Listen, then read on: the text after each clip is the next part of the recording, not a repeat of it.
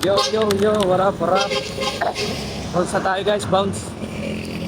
Yun, katatapos lang din ng battle ko pero una na rin ako gawa ng hahabulin ko yung biyahe pa Maribeles kung sakaling meron pa, pag wala, malas. Yun, talo tayo. Congrats kay Dyslexic Colors.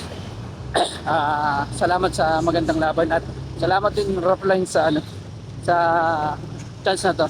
So, bounce ako guys. Yo, let's go!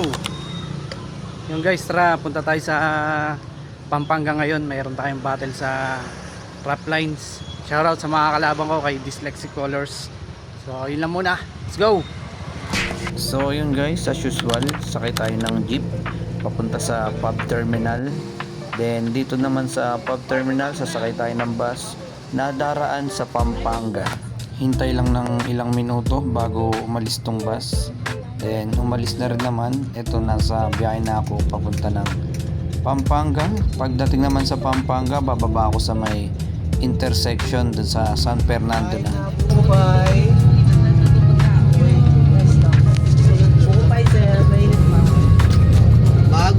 Siyempre, pagbaba dito sa intersection, dahil medyo napahaba yung biyahe, kumain muna ako dito sa Jollibee. Then sakay ulit ng jeep, biyahe na papunta naman sa Telebastagan dahil doon yung venue. At ito na, nandito na ako sa venue. Ang bilis, di ba? Kita mo, let's go! Tangina nyo! Yun, bago magsimula, chill muna ang lahatan. Kanya-kanyang tagay muna sa kanya-kanyang table. Yo! First battle, Felio Chapo versus Jaser. Dito sa loob. Dito lang ako sa labas kasi nagpa-practice pa ako eh. Baka kami na yung next. Las Piñas, at saka Cavite, humingay para kay EAK. Ako pamigil mo!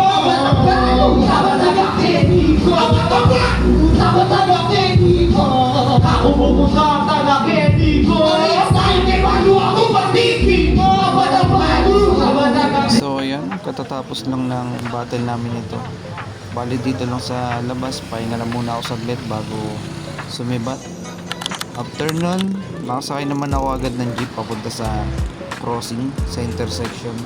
Tapos kumain muna ako dito ng siomai at naghintay namang 30 to 40 minutes bago ako nakasakay siguro ng biyaheng pabalanga lang.